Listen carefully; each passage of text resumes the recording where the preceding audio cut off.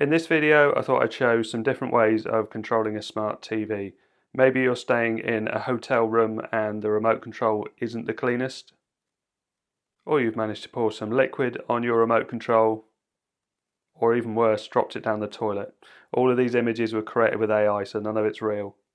Most TVs will have a button that will allow you to do some functionality on the TV, but usually not the smart TV bits, and it's obviously not very handy. If you have an old computer keyboard with a USB connection, you can plug it in and actually control quite a lot. So you can see I can move around with the cursor keys, I can select different functions like settings, and you can see all of this is changeable with the keyboard.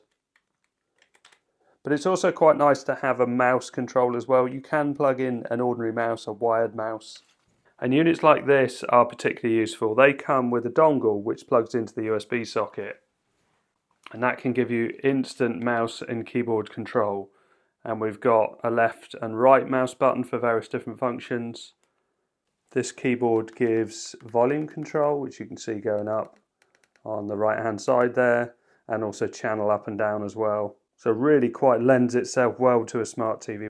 And even connected devices can be controlled as well. So this is an Apple TV box plugged into here, and you can see that I'm still controlling the mouse, and I can select a video. I have to press enter on this TV.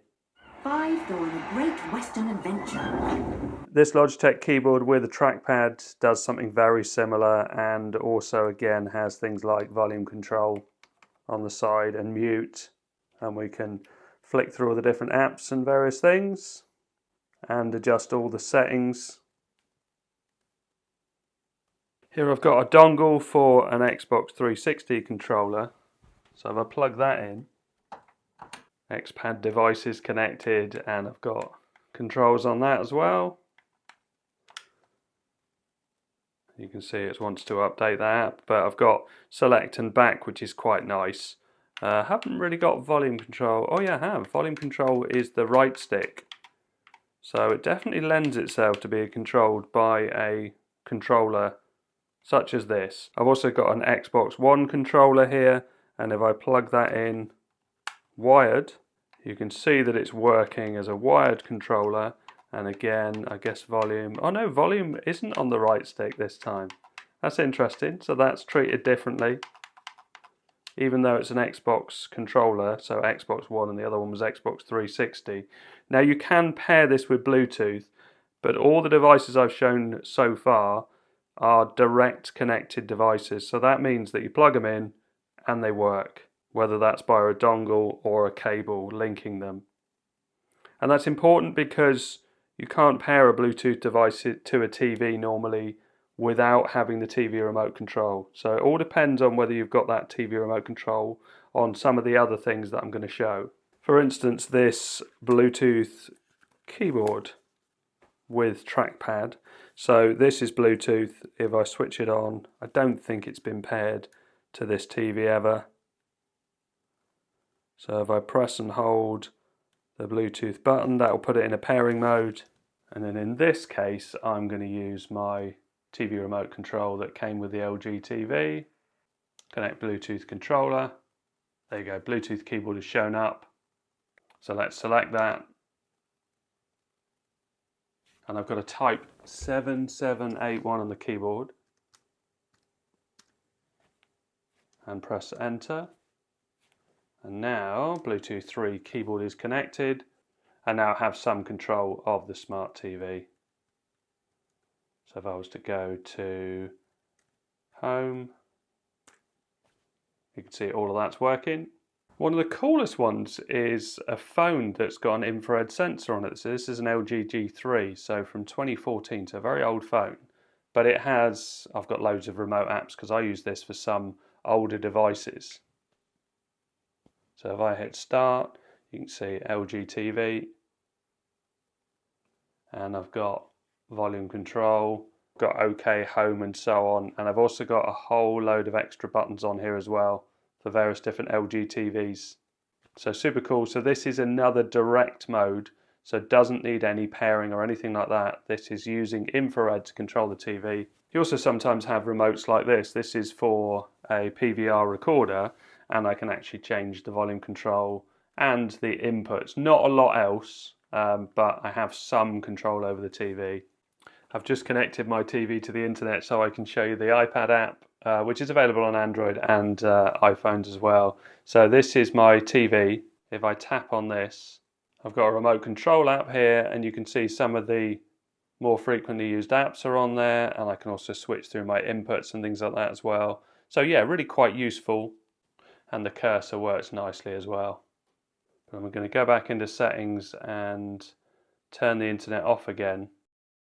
Because software updates can break your TV. It's pretty rare, but it can happen. But also the adverts that are coming out on a lot of smart TVs are getting really annoying. If I do a search on the Google Play Store for TV remote, you'll see there's so many different ones. So direct manufacturer ones, but also third-party ones. And I quite like the Bluetooth ones because they'll work with pretty much any Bluetooth device, even a device like this. So the Raspberry Pi is something I thought would be usable as a remote control. So I put Android on this, Consta Kang's version, and this is the official 7-inch touchscreen. There is a 5-inch version as well. I did have an initial case for it, which is cardboard, but I thought it was better to 3D print something.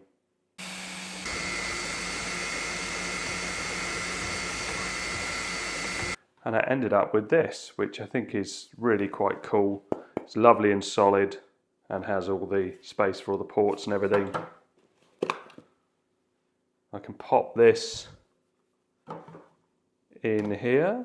Any Pi that will run Android would be fine. Possibly Pi 3, definitely Pi 4 and Pi 5.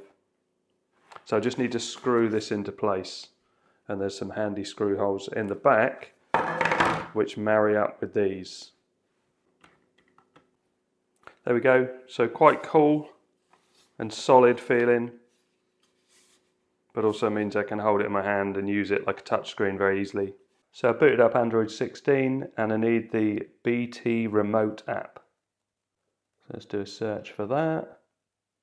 That's the one. And let's open that up and give it permissions and enable Bluetooth. And then we can tap the Bluetooth at the top here, pairing from the remote device, and hit next, enable Bluetooth visibility and allow. And then if I tap on open the Bluetooth settings, pair a new device, and living room comes up, that's my TV. I'm going to say pair even though I haven't got a message on the screen. So now if I go back and tap on TV living room, I have my remote control. So I can go up and down and also left and right, but I can also do things like change the volume control, and if I'm playing content I've got play and pause. I can also change to the mouse functionality, so I can move a mouse pointer around. So if I wanted to pick, now I don't have my smart TV connected to the internet, and that's because I use an Apple TV box, but as you can see I can click on any of these and it will tell me it's not connected to the internet. Use the exit app option. And if I move the cursor down to Apple TV and tap on that, that will switch the input to my Apple TV box, and then I can use this mouse to control my Apple TV. Or I can use the cursor to select and play various different videos. And does the power off switch work? It does. Another option is to use something like a Roku stick or a Chromecast. So if I plug this Chromecast into the back of the TV, you can see it's picked it up. I can use the button on the TV to select to the right input. So this is the Chromecast. And then you can use something like an iPad or a phone to control the content on it. So if I start playing something from, say, Amazon Prime, let's pick the Grand Tour, I can then cast that to my TV. So this is called kitchen TV because I usually use it in the kitchen.